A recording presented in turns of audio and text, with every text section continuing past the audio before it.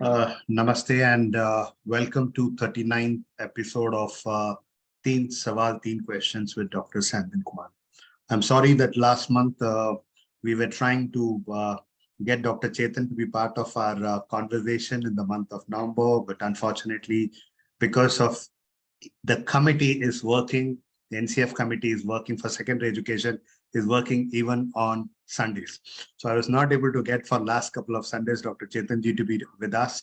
And as promised to the audience in my last episode, that we will try to take up this particular area, which is creating too much of confusion in the community in terms of what will happen to the education, what will happen to the schools, what will happen to the publishers, what will happen to the parents, what will happen to the schools which are kind of coming up quite briskly and shifting boards. All this is happening and there's too much of confusion. But what is very, very important was what I felt was that I think it was very important. Somebody who's been part of this particular journey, who understood, who worked with the people, who can give us the right kind of information was very, very important for us to look at today. And in today's session, before we get into the session of introduction, you can start posting your questions. I've got around 20-25 questions which have come based on assessment, based on books, boards, schools. So all that I will take it up parallelly. But before we get into the session, you can go ahead and start posting the questions on Facebook too, or you can keep sending us a WhatsApp, and I will be kind of taking up these questions with Dr. Chetan Singhai. Dr. Chetan Singhai, first of all, thank you very much for agreeing to be part of this particular conversation. And just to give you a little brief, this is one conversation which started pre-COVID, trying to reach to schools with the right kind of awareness, which was very, very critical when it came to teachers on multiple areas as such. But over a period of time, now people have started requesting on specific topic, like the next topic, which has come up already to me for the next session episode, is all about what we read in the newspaper about, contraceptive condoms and other things which were available in the bags in Bangalore, and what kind of culture are we moving into. This particular thing has actually come up with a lot of people.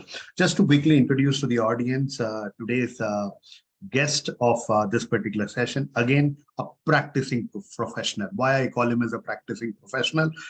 Travel length and breadth within India, outside, carries a lot of experience when it comes to policy, when it comes to understanding the context and then trying to work on it.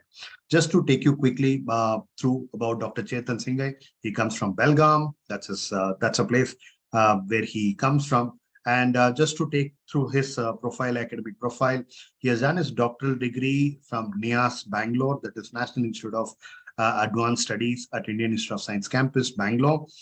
His doctoral thesis was Higher Education and University Governance in India, a case study of public and private university. Some other day, doctor, we will discuss on this particular space of governance of university too.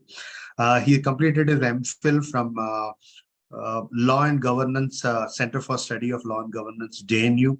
His PG is also from JNU Center for Political Studies.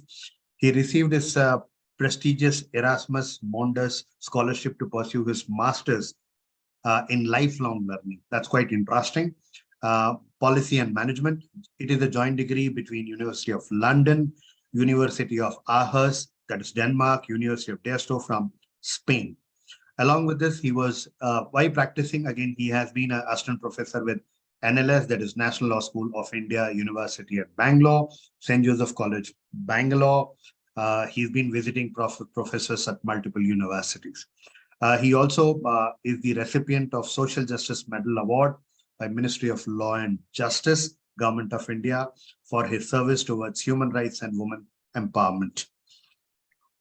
More than that, he's serving, he has just said that he is just, serving member with the Academic Council of Karnataka Residential Educational Society, which runs the residential schools in Karnataka per se as such. He was the member committee to finalize the draft NEP 2020 constituted by Ministry of Education between June 2019 to July 2020. He was associated also with the committee to draft the NEP 2017 and 19 under the leadership of Padma Vibhushan Dr. K. Kasturi Rangan, Ministry of Education, Government of India, as a chief consultant, also with secretariat at NAC Bangalore. More than anything, he has been working with Professor Balram, multiple thought processes. He currently holds a very important area, which is still all of us are waiting to get that NCF for secondary education. He's the chief consultant and technical secretary, curriculum framework, Ministry of Education, Government of India. Along with this, he has got a lot of publication work with him. Dr. Chetan Singhai, my first question is, as a teacher, forget about you as part of the policy, as a teacher, what do you think NEP 2020 is all about? And why do we consider this as a different NEP? Yeah, thank you, Mr. Senthil. First of all, I must thank you for having me on this Teen Sawaal from you. I think this is very, very useful platform to communicate, as rightly said, to sort of enlighten not only the listeners, but also sometimes ourselves by getting the questions by the listeners who are really on the ground and facing the reality. I also take the opportunity to thank Mr. Kirtan from Saundhya Group of Institution who has connected us. So he is the Sutradhara for both of us. So very nice. Thank you. Yeah, I think when we talk about differentiators, see, the very concept of differentiator is something which has been visible as a paradigm shift. And in education, NEP brings in many of them, but of that, I would like to flag few in order to sort of digest us through this conversation. I think one is, and here I'm not saying that the previous policies were bad or not, comprehensive enough, because for that time, that period, that context, they have definitely acknowledged what they had to. But for 21st century India, we needed a 21st century policy. I think that itself is one differentiator for how this NEP is anchoring itself in terms of transformation in the education system. That is at the meta level. But when it comes to the macro level, what we see is the linkage between school to higher education. I think the crux is education as a continuum, not as education as watertight compartments. And unfortunately, we have always seen that, right? Primary, pre-primary, secondary, post-secondary, and then higher education. I think that creates a lot of disconnect, and the continuum is broken. And I think that itself NEP tries to unpack and says we have to see education as a continuum. And that is why the document, when you read the document, we see that continuum visible. Just to give an example to the viewers, you have been a very serious reader of the policy. So for me, the target audience is the listeners who have been now reading or have read recently. Multidisciplinarity is one of the main recommendation of the NEP, which is another unique distinguisher. So this multidisciplinarity, as I said about the continuum, NEP recommends it to be throughout the school education and then linked to the higher education. Because right now we expect our young minds to become multidisciplinary overnight when they come to higher education. There's a sudden transition. So from grade 6 onwards, grade 7 onwards, 8 onwards, if that integration of multidisciplinary happens in the curriculum, then there is a better sort of an ecosystem for them to accommodate to the requirement of multidisciplinarity in higher education, similar to vocational also, which we'll talk more. At a meso level, so meta is, it's a 21st century policy for 21st century India. Macro is the continuum. So at the meso level, what I see is how to recognize and accommodate the quasi-federal system of our education sector, because education is in the concurrent list of the constitution. Both the states. Both the states and the center. Yeah. So since it happened, the amendment happened in 1986 onwards, just at the verge of liberalization, privatization, globalization. So at a meso level, systemically, NEP also makes a little shift in accommodating these nuances, because there is a skewness in terms of states. There is an imbalance in terms of states development, states transformation, education sector. Many a time people tend to accommodate, not that I'm from Karnataka, but Karnataka among many other states or few states has been used as a role model for reforms in education, for example. So there is already a skewness. but how do we address that skewness and try to develop a pan-India education transformation, keeping that spirit of constitution in mind. At a micro level, the shift from teacher-centric education system to learner-oriented and learner-centric is a very important shift that at a micro level that we see. So in a sense, at these four levels, there are this transformation which NEP tends to align with. And at overarchingly, one of the other last point I would see as a differentiator is the temporality component. That is, NEP very clearly says that what should be done by 2025, 2028, 2024, 2030. At least there's a timeline. That's a major differentiator. So probably what just in because this is just for the people who have not understood or not gone. There is a blue color book called as SARTHAQ 1 and SARTHAQ 2. Yes, yes. I think I would request participants to go and see that. Whoever is going to see hereafter, please go and read that, because you will be able to see how beautifully it has been segmented into different what you call task force and the timelines. Yes. So to my meso part, that is state interstate relationship in terms of how the policy oriented, there's a document by Niti Aayog which has not been much popularized because I think maybe it was one of those documents which lost in transition, is the SATH SATH hyphen E dash E SATH. Okay, SAT dash. Okay, SATHI THE. Yeah. Okay. E is with the hyphen in between. So Okay. it talks about how the states and center have to work together on various transformations. So it's a document is available, and Mr. Rajiv Kumar, the former vice chairman of the Niti Aayog, is very much in the document visible in his ideas and thought process. So because this also brings in, because there's one particular question which had come up from Mrs. Vandana Saxena from Chandigarh, which says that is there an implementation template or something like that? Yeah. So I think is it going to be different, or is it going to be a common template and just go ahead and implement? So how are you going to go ahead? Because I just spoke about the differentiator, it has to be different, because we cannot have a different policy, a different implementation plan. It is ought to be different, and I think currently we are in a right scenario and a position, at least from individual point of view, seeking a change and hoping to have that transformation. Because as you know, Mr. Senthil, I think you have seen the sector very, very much since the earlier policies to now. The interest among teachers, students, and parents about what shift are we talking about is increasing over period and over years. The expectations have raised now. Yes, expectations, and also their sort of interest to know more about this sector is ever increasing. I think that is why implementation can be a good sort of implementation. That's a good opportunity, but also it might lead to a barrier, because as you said, there's a lot of misinterpretation, misconception. And as you mentioned, WhatsApp University tend to communicate certain things in a very specific way rather than the holistic way, which the NEP is about. Correct. So let's get into, thank you for setting the context. And I think this basically sets us into the second question, which is very, very core, which is all about the whole curriculum. We are talking about competency-based education. We have on one side, we are talking about learning outcomes. Another time, we are talking about assessments. And then there is a pedagogical framework.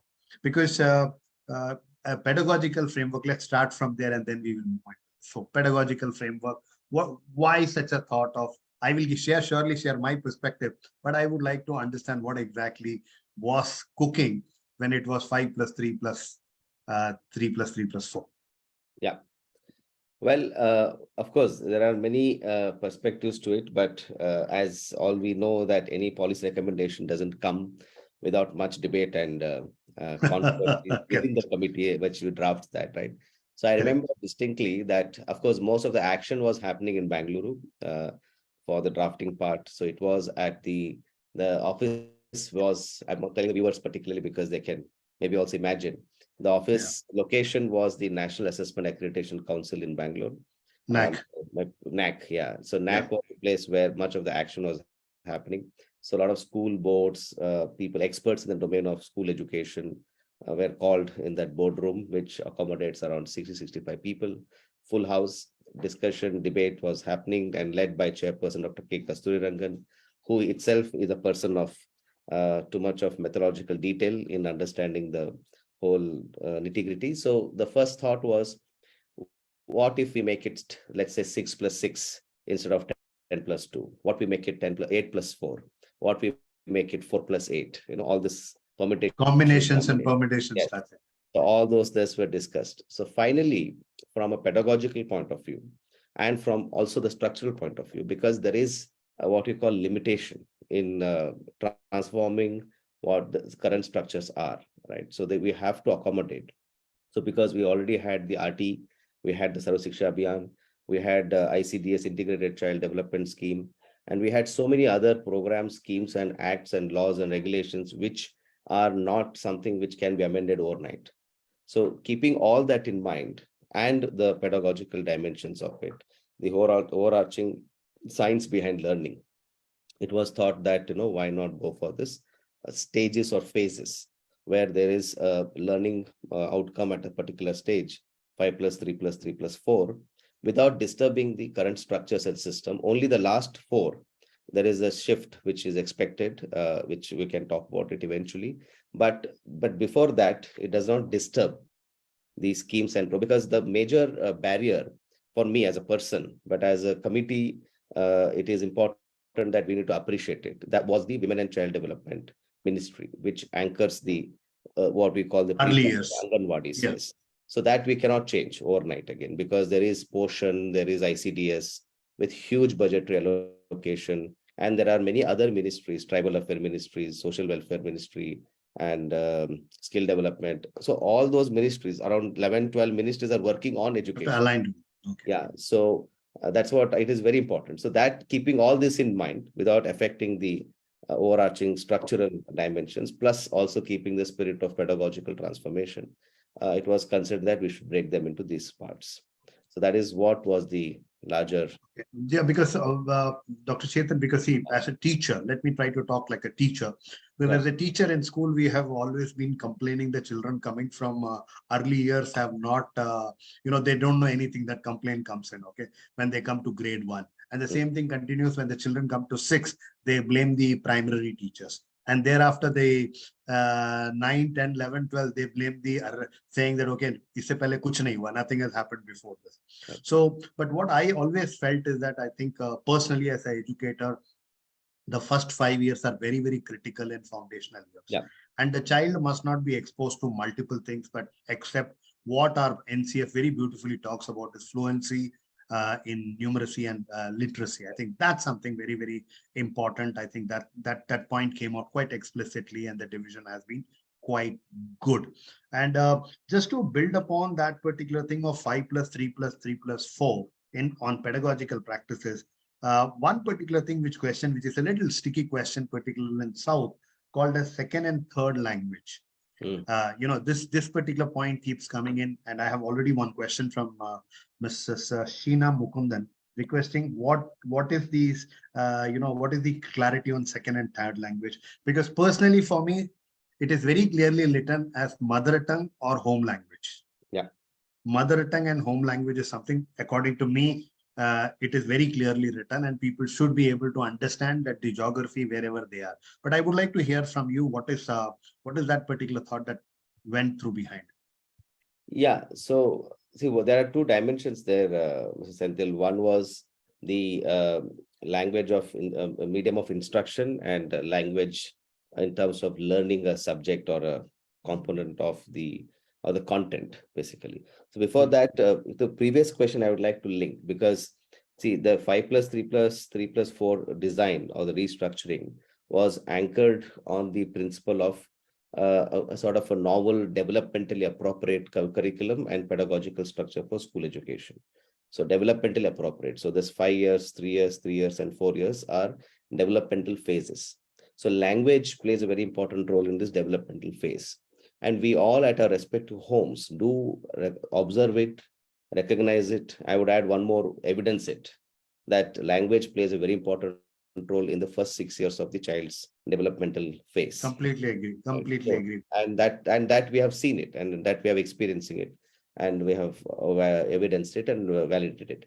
So, and this was also, it is just, as I said, it's more of an observation, but there was also a scientific study on this fact from the neurological point of view and from the psychological, including the Brain Research Center of IAC and so on and so forth, that how language not only is easy to learn when you're young or very early in your age, but learning concepts and models and theories, etc., also, which are more effective in terms of pedagogical dimensions, eventually when you grow and evolve in the respective stages of your school life. So that is where it was brought in, as you rightly said. It is medium of instruction can be one, but language for communication, language for learning a content can be many. Correct. That differentiation is very, very important. And it So is also based on the geography where exactly the school is located. local, that's a word that NEP uses, is locally contextualized. Correct. And Bangalore, for example, here, as many people say, there is a reference in the text, and this is another WhatsApp university's discussion that, and Agree. I agree with, because that is a very sensitive issue which can trigger in many directions. Like Correct. it's like hitting the AK-47 once, and then we don't know what's happening. Correct. So I think, see, there is a differentiating between native language, home language, mother tongue, and regional language. So NEP uses it as simple as obliques. They are not and. Correct. It's one of those four, like Bangalore. See, Malayalam is not necessarily the native language or the regional language. It can be the mother tongue because it's a very cosmopolitan city. Correct. So, but invariably the school has to think through how they can provide these options, either by their own resources or by forming a cluster of schools around them and see how they can harness resources. And Correct. that is one aspect. That is a practical aspect. But from the NEP's content point of view, it was more of differentiating between medium of instruction to medium of the language of communication and learning. And as much as possible, there should be choice for children to choose as many languages as possible, but have one anchor so that they can evolve in that subject matter. Sure. Good. So I think that's taken care by the point asked by Ms. Sheena Kundan, because that's very, very important. Now let's get back to this this LO and competency based education. What is the thought? Because as somebody who has been a teacher and then somebody who worked with the industry, I understand this particular point. What is coming on, that there is always a gap between the world of work and learning world, and we keep hearing this coming from many industrialists, that there is always a gap between the teaching world and the place of work. That gap keeps coming in. And what is the thought process behind this whole schooling also to be put behind the competency-based education, LO, learning outcomes, and all these things? Yeah, so competences in simple sense we define as knowledge, skill, and understanding. Correct. In very simple Yes. sense. And that's a universally accepted term. Knowledge, how a child accumulates or responds to what they have learned, that is knowledge, skills, and understanding, KSU. Correct. In simple sense.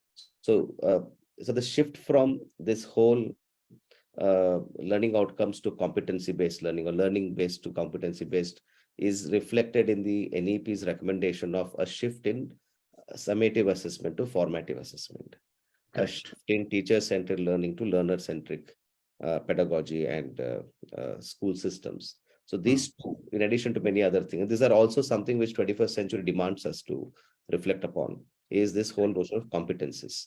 And that also is aligned now with a lot of changes which are coming in the credit framework. So because earlier we did not much think about what is a credit.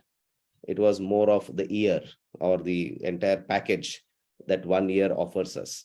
But credit means now we are getting into the micro level details of how many hours of learning and teaching is happening, how many hours of exposure to practical or applied learning is happening. So those things are now getting into the details of the whole. Which has still been worked out. Or is Yeah, there is a national credit framework draft which is in public domain.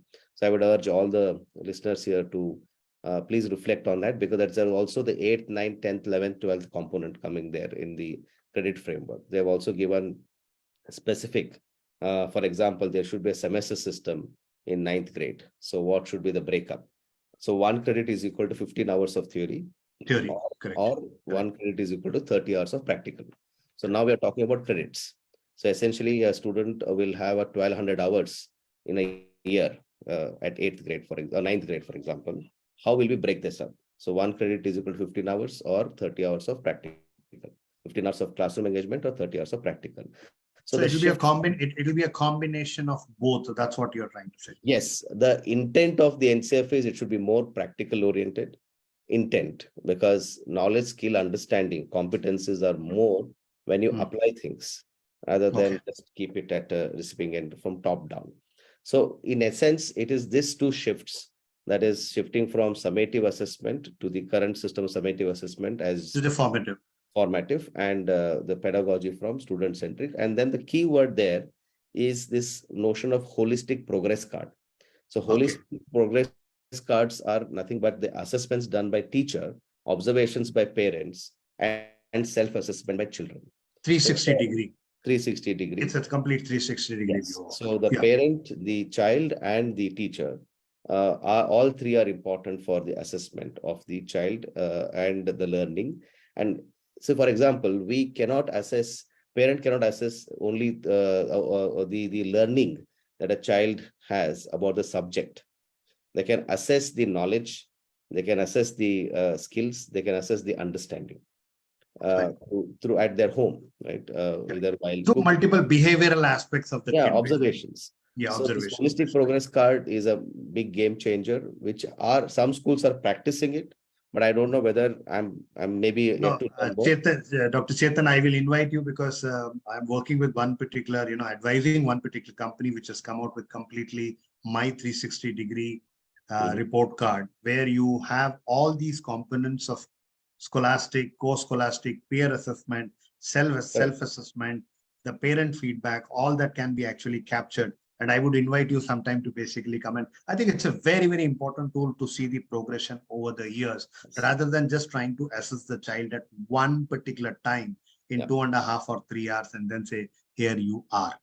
Yeah, So that's, I this think, is something. an evidence of the fact that NCF is not thinking or behaving like Harry Potter's fantasy world. So Can happen. there's a lot of there's a lot of things which have been actually tried and Yes. worked upon. Things can happen. Yes. Yes. Things can happen and people have started Yes. implementing on it, because today morning somebody was talking to me and saying that schools would like to know that is there an NEP implementation roadmap available as such. And many, I'm sorry to say, I don't want to mention, but many service providers have started using the NEP 2020 on their promotional material without even understanding the whole buffet which has been spread under NEP. It's like a more a la carte kind of a thing and not looking at the holistic thing. Correct. I think you brought out that particular point. So when you're trying to talk about this national credit framework, when do we expect this to be kind of anything which is shareable, saying that we can expect this to be rolled out in next couple of years or next year? Because one question which has come from parent is, next year my child is getting into 10th standard, whether he will go through this. Yeah, so that's a chicken and egg situation. Right now, the draft is out there in public domain. Correct. And once the draft gets its due recognition and feedback, that would be put forth in the respective regulatory statutory bodies. But from personal point of view, with the pace at which things are happening now, at least from the NCF point of view and so on and so forth, I think it might come very soon. So it's better to be aware about it and be also thoughtful to give some inputs and feedback, and not necessarily always good or bad, just to give feedback on what the document tries to communicate. Like, for example, is semester system good for 9th, 10th, 11th, 12th? So I think parents and the educators here who are listening should send feedback, because all documents which are put in public domain, there is a notion of accountability of what you share. So you should share your feedback. And, is there a place where they can kind of yeah, put this usually I'm not able to recollect now, but end of the document or the preamble of the document, they give an email ID.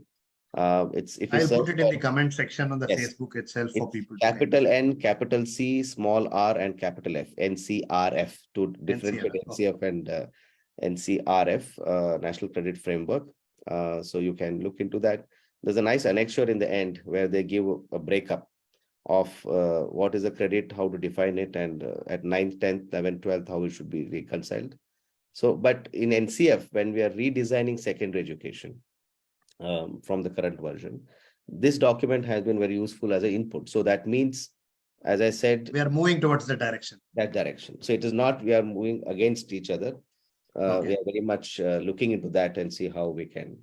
And that's where I think where you started your point by saying that there's a lot of alignment between the policy, the frameworks, and the credit. All these are kind of aligning together. And I think Yes. that's a good news for all of us to kind of Yes. work on it. So one question which has come up, will the boards happen, or what will happen to the boards? That's a question on 9, 10, 11, 12. Yeah, again, this is egg and chicken situation, not the chicken egg situation. Because Okay. just 11 or 12 days ago, there was a first, at least in my understanding or my knowledge, first meeting of all the boards at the NCRT to reflect upon how they would align with the proposed reforms in NCF, and especially the secondary component. But as an observer there, at least I felt very happy that they were not, so I'm not answering your question. Let me also be very clear. Yeah. Sure. I'm trying to set a preamble to that because I really don't have a specific answer to that. But at least I could feel as an observer that, there was a lot of interest and intent among the boards to think different. So that was very much visible. It could be merger of all the boards, or it could be the sort of reflecting on whether we should have the board exam or not. So there was a lot of positivity and optimism that even if we want to take away board exam, we are still ready. But how to do it is something which they would like to work around it. But in essence, they might not come with that recommendation because we have the National Testing Agency, we have the success of the board exams for whatever good or bad they are. But maybe my understanding is with the thinking currently, the insider's view of what the thinking is, and that has not translated into action yet because it has not yet come in black and white. But the thinking currently is that maybe we should do a phased board examination, wherein if a child, for example, math, which we are all scared of, maybe you are also one of them. Yeah, I am one person very much scared of it. So we can find a community of such people in with We can those share our sorrows and yes. stories together. Yeah. So if the student fails in math board exam, for example, maybe he or she can take it in the next year, but can clear this board exams instead of, so something like this, there is a phased modular board examinations that can be thought through, so that the whole essence is to reduce the stress on the child. So it is not compulsory that you need to clear level 1 like a gamification model where you don't clear one, don't go to the next level, next level. So that may not happen. Mario, classical Mario game. No, it is not like that. That's the thinking right now. And I would say it might come through or not, but I'm just using this occasion for all of you. But are we seriously looking at some kind of a semester kind of a model when it comes to boards? Yes. That's been thought of. That has been thought of. And so I think because somewhere in the initial documents also, if correct me if I am wrong, I think we were talking about some 28 compulsory papers, some 20 optional paper choice based. Yes. So you think that there'll be a lot of choices for the people, so students per se. That's true. Yes. I would urge all the listeners here to, of course, one thing I forgot to tell in the beginning, I should have said, which I told Mr. Senthil earlier. Please read the draft NEP and then the NEP. Right? Correct. Many people have left. Yeah, there are two documents. The draft NEP it's a bulkier document, but let me 400 plus pages. 400 it is 400 because it was there's a lot of indenting issue there, which takes a lot of space. But if you simply read the document, it is not more than 300 pages actually. It's please read that document, and then the NEP, which is, I call it as the executive summary of draft NEP. That is 70 pages. Yeah, 69 to 70 pages. Yeah. So whatever. So 70 pages. So please, if we all are listening here, means you all are serious about education. So if you are serious, then read the original rather than the abridged version or the summary version of it. Yeah, so I'll take this one moment here because there's a very important point which I would want to tell all these school principals, owners, teachers. I think Chetan made a comment in one of the workshops. He said The person who is going to implement or, use the policy reads the policy at the last. So my Yeah. request to you is that please go back and spend some time in reading it Yeah. and read beyond English. Yeah. One. Second, as he said, read the draft also, because if you read the draft, you will be able to I would appreciate say it. read the 66 page also, Yeah, but read I'm the coming draft. second. Yeah, the Read the draft draft. you should, yeah. The Yes. draft plus the six, both. Yes. Then you Yes. will be able to see that as he used the word executive summary kind of a thing. I think that will give you a lot of Yeah, clarity. because draft gives a rationale, half a Why? page rationale or a paragraph rationale for why this recommendation is. And Correct. that is the document which gives a continuum. And the Correct. 66-page document was aligned to that. But let me give last example why you should read an example, because you talked about examination and all. So there is on page 104 or 104, there is a section which is 4.9, transforming assessment for student development. Correct. So there is a page note on this board examination on what should be the alternatives and so on and so forth. So I think that would also give you insight and make you less dependable on this WhatsApp University and more dependent on yourself to get an understanding of this document. So I think excerpts of this text only would mean that we are not aligned to the overarching philosophy of NEP, that is continuum. We cannot read them in parts. We have to read it as a whole. So please request you to, at this occasion, I'm Yeah, sure on a you are. lighter note, I think I will tell the school teachers who are, because this is predominantly attended more by the school fraternity. So I'll request, don't read like your school magazine, the page which is where your photograph is there. Don't look at them. You need to look at the cover to cover, and cover to cover will give you a lot of perspective. And I think that's something very important. But there is one particular question which has come up regarding vocational studies. I think Sheena will come back. Regarding vocational studies, as it is compulsory, from which compartment you suggest should we have a separate period for it? There's one more question. Deepali Mishra has asked, does the NCR RF define timelines for completion of credit? What happens if a student does not clear the credits within the defined timelines? So I think, as I said quickly, that there is a phased sort of option. It's more like having like what we call backlogs to a certain number of credits, up to a certain maximum credit, minimum credit range, where because of various reasons they are not able to align to it. So there is a sort of timeline is definitely there, that within the period of 7 to 8 years of the joining of secondary to the completion, largely. But that has not been fixed yet. But 8 years is double the period of the duration of secondary is what is first thought process. That is from 9, 10, 11, 12, 4 years. So double means 8 years. Sure. Yeah. And there's one more question which has come up from Vinayak Ravi stating that what will happen to the independent PU colleges in Karnataka as per the pedagogical structure of NEP? Yeah, that's a unique issue. Also, very few states have this pre-university colleges. Most Correct. have gone through this 11th, 12th. But just a news in Karnataka right now is that the PU department has now merged with the Department of School Education. Like the central government, they moved from primary to it was called Department of Primary and Secondary Education. Correct. Now it has become Department of School Education Literacy, DOSEL, DUSEL. The Correct. same thing has happened in Karnataka, where the PU board has been merged with the Secondary Education Board. That has already happened. There's a gazette notification on this end. And the PUC college, the current plan is because right now implementation is not yet started on the NCF part.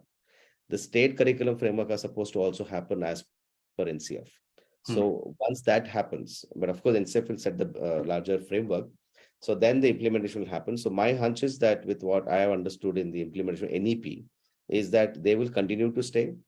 Only thing is they'll now have to coordinate with the Department of School Education and maybe form clusters with school education and see how they can harness.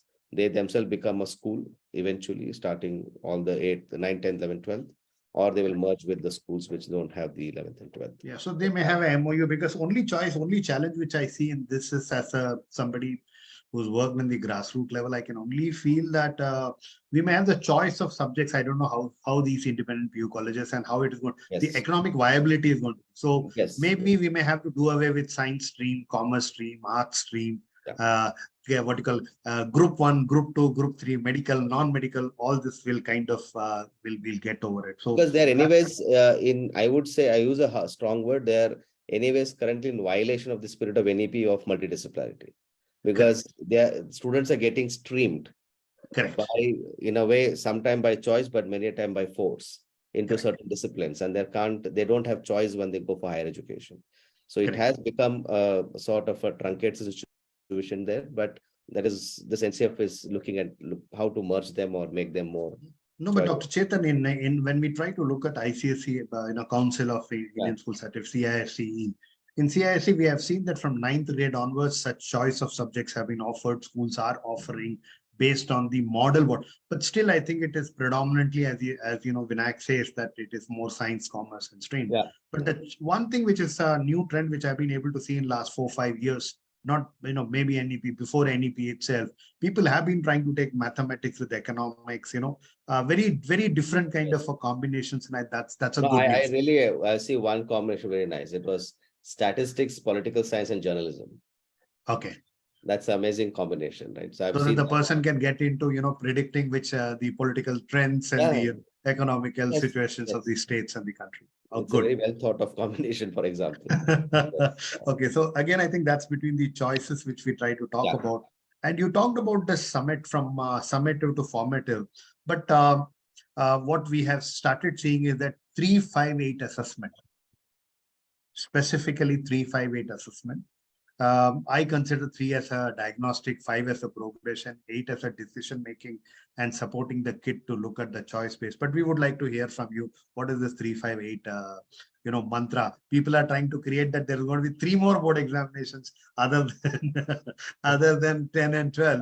You're going to have 358 board examinations. So I would like you to tell them that's not a board examination. Start with that. That's Yes. a very Yeah, important thing. we need to differentiate between school-based exam to board examinations. So Correct. boards are outside the school, and there is school-based examination, and then there is modular examination, and then there is a annual sort of testing examination.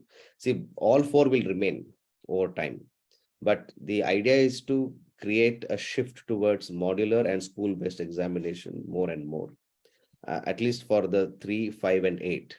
While 10 and 12 can eventually, that grades I'm talking about, but also the developmental specific or developmentally appropriate stages. These are the 3, 5, and 8 in terms of the sectors, or what you call the segments. So, but the shift from formative to summative is where what you said, Mr. Senthil, is what has been the thought process. But for that, I would maybe preempt a potential question, maybe they'll be coming around, that is teacher quality is very, very critical, right? Correct. So without that, we cannot make much difference. So there, I would urge again all the viewers and listeners that there is a program or a initiative under ITEP, Integrated Teacher Education Program, which has been envisaged in the recent years.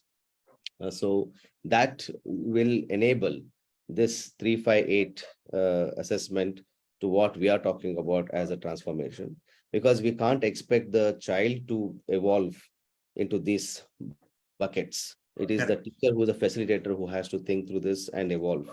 Yeah, so this the process. point of experience and point of assessment is going to be that teacher, and teacher quality is something which is Yes, very, yes, very important at this yes. particular stage. But I think we are already seeing that CBSE has initiated some work towards 5 and 8 assessments. That's what I've understood, and they are piloting and experimenting certain things. But I think it's again, people really need to go back and look at that particular document called as SAFAL. So request the teachers and principals and the schools to first go and plus first of all go and read the document. Don't get by the gist or summary which somebody created half baked, because half baked is much more dangerous than doing anything else. So my request to all of you is that please go and read that SAFAL document. That will give you the whole thought process. Again, coming back to 358, We should maybe abbreviate SAFAL. Structured assessment for analyzing learning is the SAFAL. Correct. Structured assessment for analyzed learning is SAFAL initiative. That 358 that you mentioned about. Yes, sorry, go ahead. And in this particular chat box also, I will leave these links for all these so that you can go back and download them and read them, because sometimes what happens, we are a little lazy to go and pick up which corner of the world or web is there. But as part of this conversation, I'm going to leave few things on the page of the FB page itself. Now, coming back again to this, because 358, when we are trying to talk about, there's a lot of noise about bagless days or less bag weight days. Okay, this confusion is always there. So when we try to talk about this bagless days, 10 days in 6th, 7th, and 8th, on exposure of various vocations in 150-kilometer radius of the location of your school. There's somewhere in the draft, it's very clearly, the draft NEP document we are able to see, and not much here. But what is the reason and what is the thought process and how it is connected to the vocational aspect? So I'll just keep quiet for some time. I'd like to hear from you on this whole 6, 7, 8 bagless days, 9, 10, 11, 12 internship days. Yeah, so I think you rightly put it, because in NEP, it's actually NEP mandates that in the document, especially the 66-page document, mandates the participation of students in bagless days to learn through crafts and enrichment activities. To learn through crafts and enrichment activities is the crux of it. Sorry, and it also says there are benefits of bagless days at least once a week, not all the days, where students get some insights into the, let's say, world beyond the classroom and develop a effective sense of observation. Right. So there are two types of bagless days. One is reducing the weight of the bag is not the same as bagless day. Correct. So that we have to differentiate. That is another WhatsApp University's misconception. So yes. Reducing the weight of the bag means that is making it less textbook heavy and more, that is reducing the weight. But bagless days are days when they are in exploratory mode, when they are experiential learning sort of. Through multiple vocations, multiple things what's happening. Activity-based learning, as we say, through crafts and so on and so forth. So hence, internship has been thought through again there at the later stage. That is, I would say the middle 9 stage. to 12. Yeah, middle stage, but these seeds are sown in the middle stage for 6 to 8. Yeah. So there, the idea is to expose them to soft skills and life skills, because internship means you're exposing yourself to a different environment. How do you accommodate to that? That's a life skill. And soft skill is how do you make communication with the people whom you don't know and you're new to them. How will you do the learning? How will you contribute to them? So that is the intent behind the NEP's proposal of internship as a one example. But I would also say some schools are bringing industry to their schools. Maybe it's a good thing to start with, but as much as possible, it should be students going to the industries. The other way. And they coming. But yeah, it's not, I understand there are limitations practically, but getting the CEO to the school would definitely give that 20-30% exposure. But going there will have more exposure. A workplace and workplace experience is always advantageous for the Yes, yes, that is the real intent. Yeah, because just to add to you, because we are experimenting this model with multiple schools in India already, where we are trying to see that how exactly we can kind of look at what do you say, 6 to 8, we have made a design and said that, okay, these are the 10 vocations which the child will see over 1 year. And this has been added as a calendar into the school itself. So the intent of ours is that if 10 days of exposure into 3 years, that means 30 different vocations you are exposing to. You are not compelling them to get into. Correct. And then when the child gets out in 8th and does the choice of subjects, so he has 30 vocations exposure, he has his academic score, he has his SAFAL score, all the 3 scores available for him to make the career choices. And what we have started is we have already started requesting, industry through the parents, because I think parents as partners is going to be, our community as partners in school is going to be very, very important, which NEP also tries to talk about very interestingly in the, whole document.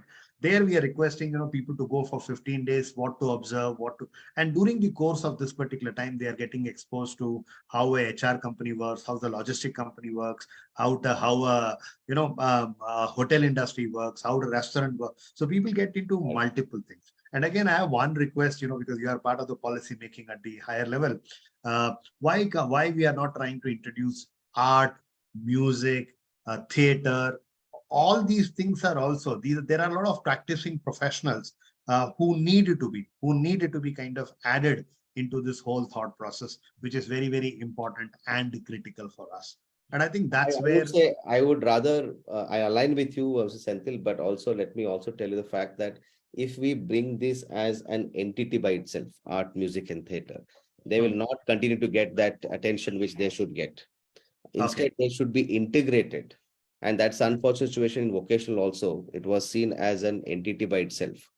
But correct. art, music, theater, like for example, we have actually an excellent person, Dr. Manjur Bhargava, who Hmm, himself is a testimony of this integrating music, math, and magic uh, correct. as a professor of Princeton, and he's a member of NCF and NEP. So he brings this integration. He is of that opinion that we should enable art, math, and music, for example, into, and he has a very interesting initiative called Sloka, where they teach math through music. And Hmm, for example, so that's, and in India with, I think, Mr. L. Subramaniam. hmm, Uh, so that's possible to do it. So I would say, yes, you're right. We should have some component of that, but it should also be integrated rather than by itself an entity. And no, unfortunately, our parents also, they think that they are extra and co-curricular, which NEP says we should not have those extra and co-curricular. That's why credit co-curricular. is very important, where sports, well-being, yoga, art, music, etc., will be credited so Correct. that it becomes part of the child's holistic progress card and learning. So I think, Correct. yeah, so this is thing, but let me take 30 seconds to Uh, give one instance of the one of the schools in Delhi. And maybe it's one way of saying why I'm using Delhi as example. So subtle hmm, thing, but yes, one of the examples in Delhi where a school has had introduced this bagless day for class 5. So what they did was they took students for a nature walk where they made students to get exposed to learn about plants, what are those samplings which have been planted. Then they also took them to canteen and talked about what is nutrition, how the cooking happens, why we should boil the rice, why we should not boil chapatis. So something like this, all those exposure. And that also was linked to holistic learning. So that exposure, in addition to many other things. So I think these are possible in the, but it has to be, my only request to all of you who are listening is, please make this locally relevant. correct.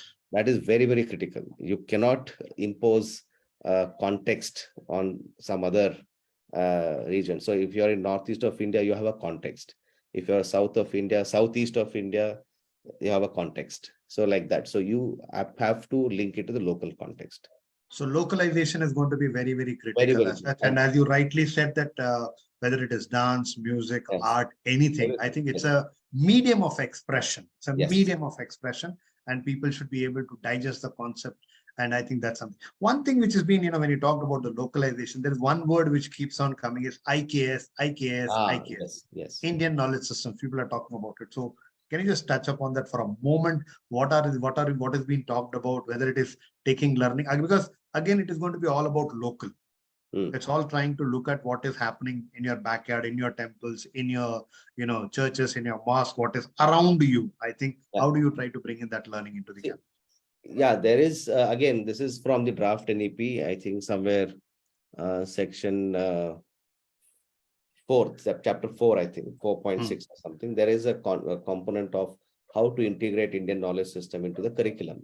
And what does it mean? Indian contributions to knowledge, Indian contributions to knowledge, and the historical context that led them to be that led them to that knowledge, whatever the Indian knowledge is, and the context which led them to gain that knowledge is defined as Indian knowledge there in the draft NEP, which should be and could be incorporated in an accurate and engaging manner, where what you call relevant, wherever it is relevant into the existing school curriculum and textbooks, and especially in topics that will include Indian contribution as mathematics, for example, astronomy, philosophy, psychology, yoga, architecture, medicine, and polity and society and governance and conservation.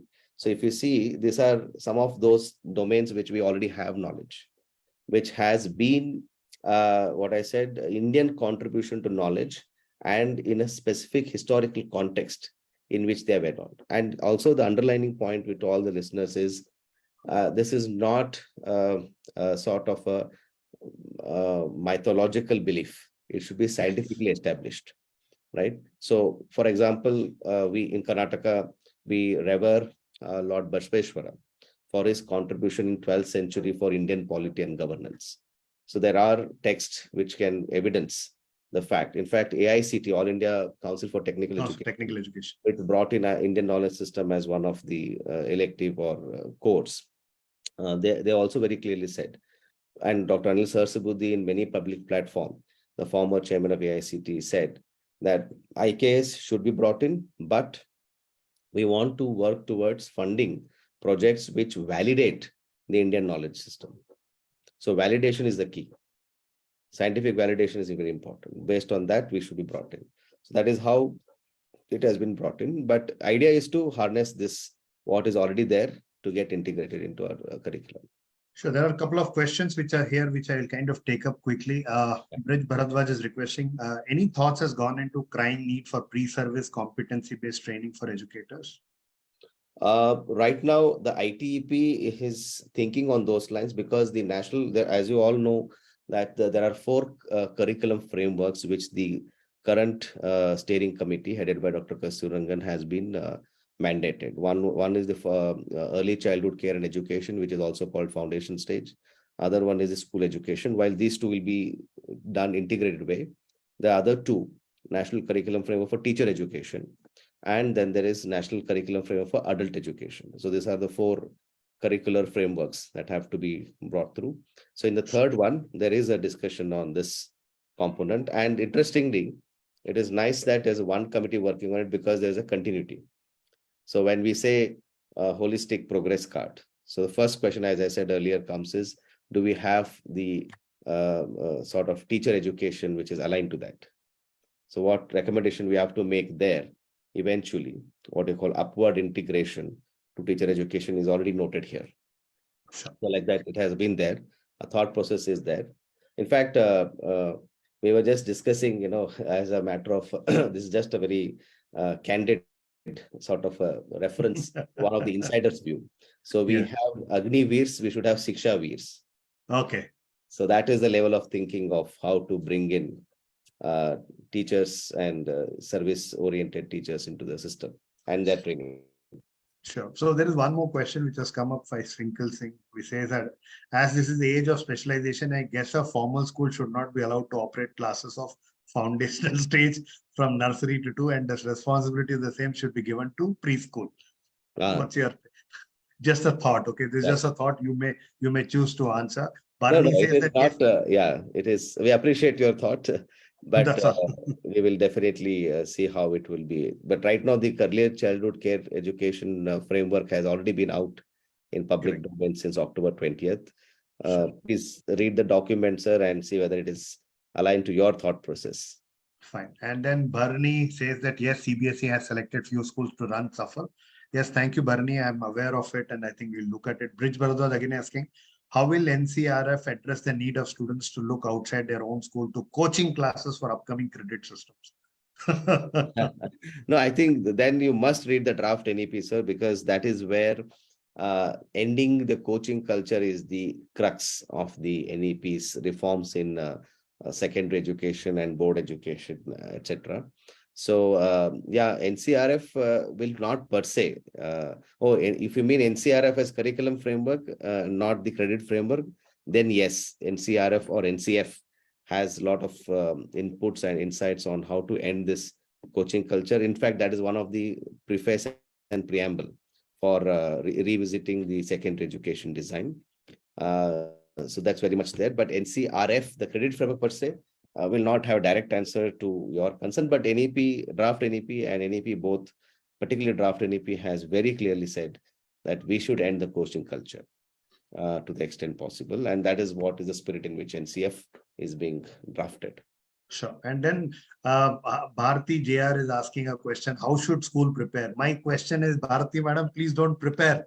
Let the student write the examination. Somewhere in India, we guys have started preparing for examination. That's where most of the people have started to. So no tuition centers should be allowed for 3, 5, and 8 to conduct SAFAL training now. So don't worry about it.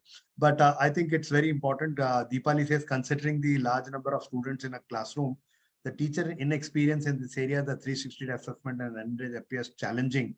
Could you please shed some light on this? Deepali is asking this particular Yeah. question. So I would say I will take both the part of the earlier question which you answered rightly, Mrs. Senthil. See, 70% or so of the NEP, I would say, does not need any government circular orders or anything, because making learning joyful and discovery based is our obligation as teachers and parents and the community. All three of us are responsible to make learning joyful and discovery based, at least till the point where the child knows that learning is no more discovery based. So that I think we should not create too early in their life. It's very hard to not to create that occasion, but let's not create too early in their life. So their preparedness is by virtue of our obligation to see what already we are doing in alignment with the NEP, and how much of it needs to be done more is something that you need to think about. And as I said, locally, each school is different. So we cannot have a one size fits all implementation framework. At a macro level, 30% regulatory framework, etc., will come. So that's why today we have, I had the number this morning from NCRT. We have 14.89 lakh schools in India, 10.22 lakh government schools, 26.52 crore students, and 95 lakh teachers, right? So why is that they are not same?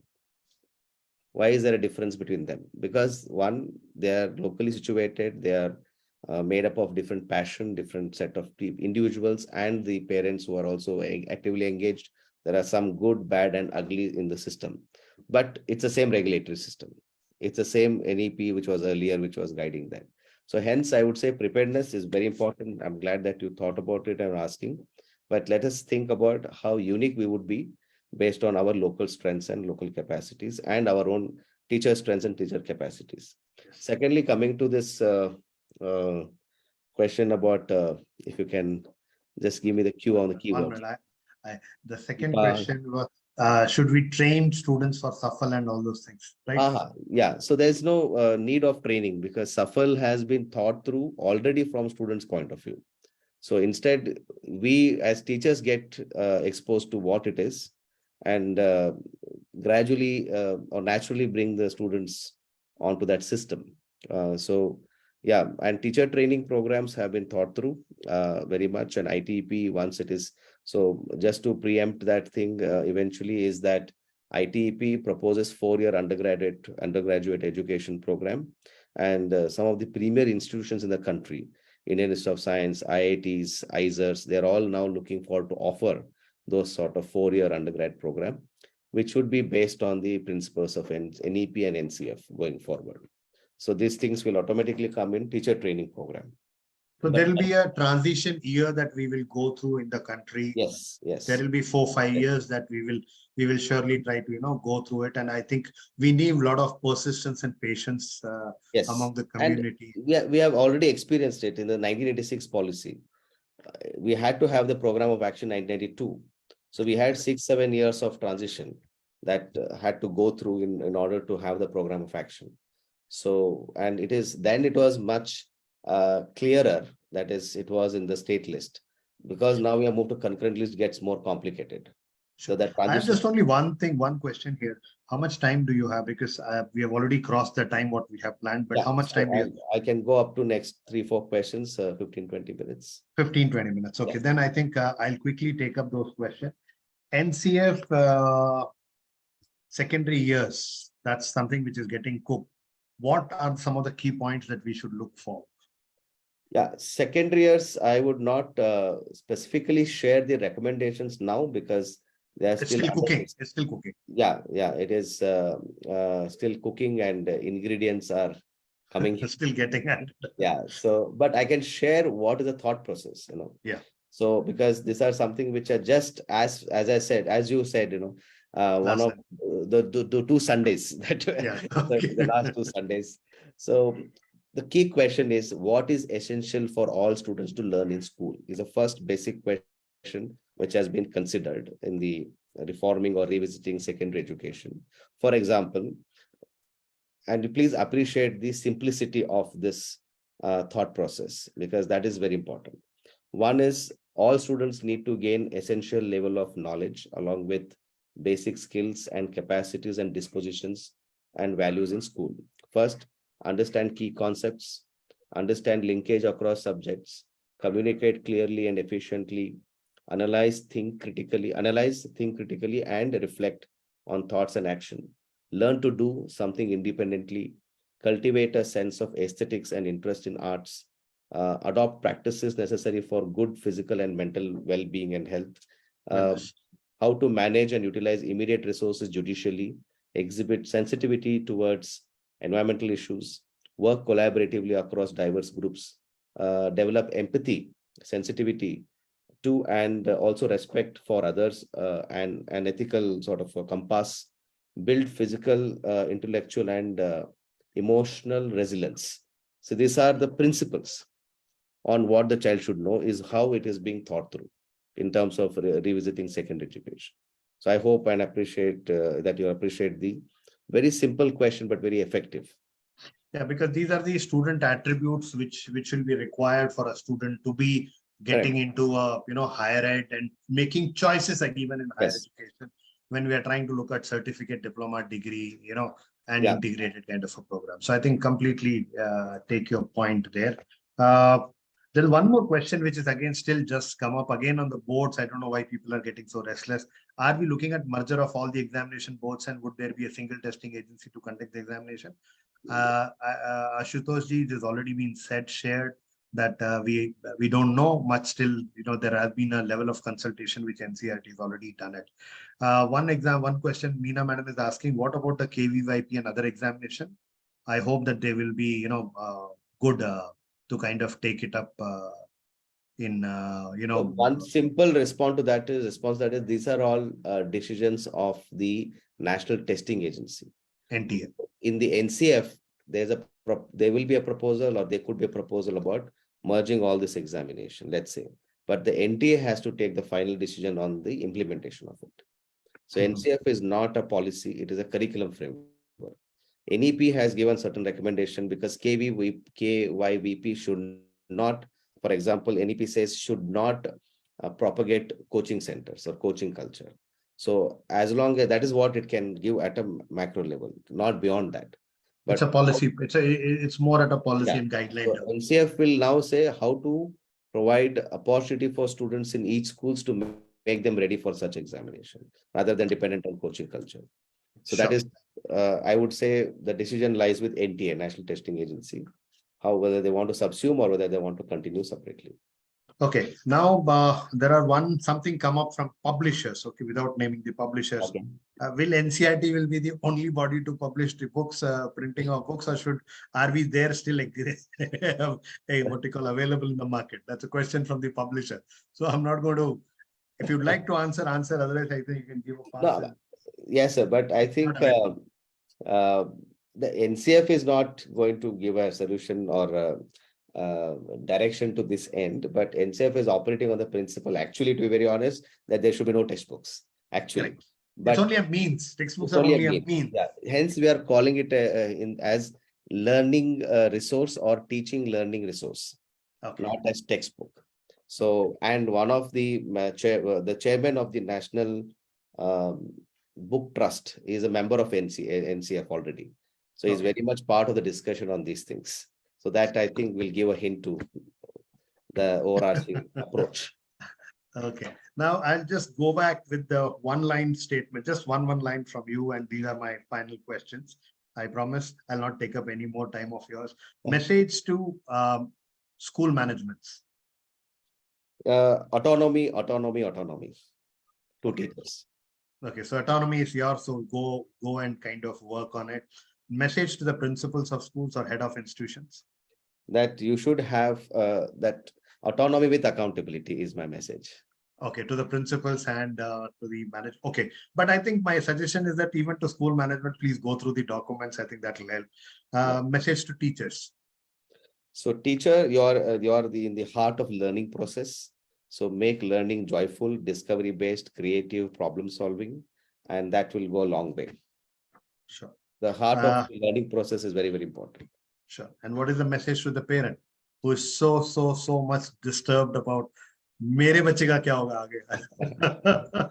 I think we should. It's very. That's. I am little not sure about what to say because it's a sort of a catch-22 situation because we are in a society where we have different types of parenting. Each house is a different sort of parenting. But yeah, the NEP's overarching message to parent is that you one, be part of the holistic assessment, and second is also try to give more choice to children, not to limit their choice. So don't dump your unfulfilled dreams on them. Okay. yeah, so Good. choice is very, very important that they should. And what is the message to the students? Students, I think again, we have divided the country into different types of students: fast learner, slow learner, no learner, whatever, right? So, but students, please, amongst yourself, don't create those unwanted, unwarranted, labels. Everybody is equal, and there's only learning which is critical, rather than how you learn, what you learn, but learning. Whatever you do is very critical. So learning but learnability is something which you should be nurturing. That's something very, very important. Yes, and that's where. So teachers are your mentors and facilitators. So you need to work with them together and see how we can. So learning is very important. And my last, what is the message for this community? Because whatever you, I, or the teacher or the school is going to do, the community is something very, very important. So what's the message for the community? Yeah, so community is a very important component of implementation. So I would say, please be part of this implementation of the vision for a 21st century India, which NEP aspires. And you are a very critical component of this whole implementation process. So implementation is dependent on your effective contribution. And you are not just partnering with the school, you are partnering with the child, parent, the teacher, and then the school. So that's very, very important. Sure. So Dr. Chetan, I think thank you very much for, I think we have been, wanting to get you to be on this particular forum and reach out. One of the good things, Chetan, what I wanted to share with you is that whether how many people are live, I'm not much worried about it. What is very interesting is we leave this on YouTube as well as on Facebook for people to kind of look at it, because in rural India till now the access to some certain things like this is not there. And I would invite schools, you are free to download this particular video, because many people call up and say that, will it be copyright? There's no copyright issue as such from my side, because this is just a discussion. We are not concluding anything.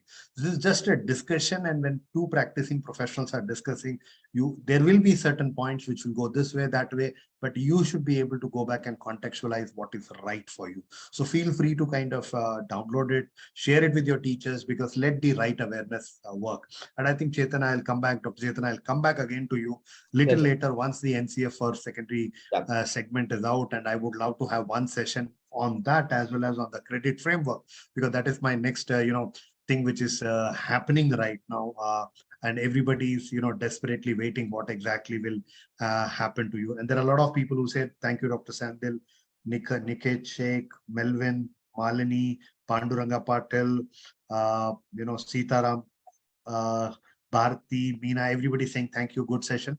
I think thank you very much, all of you who have taken time on Sunday to be here on this particular conversation.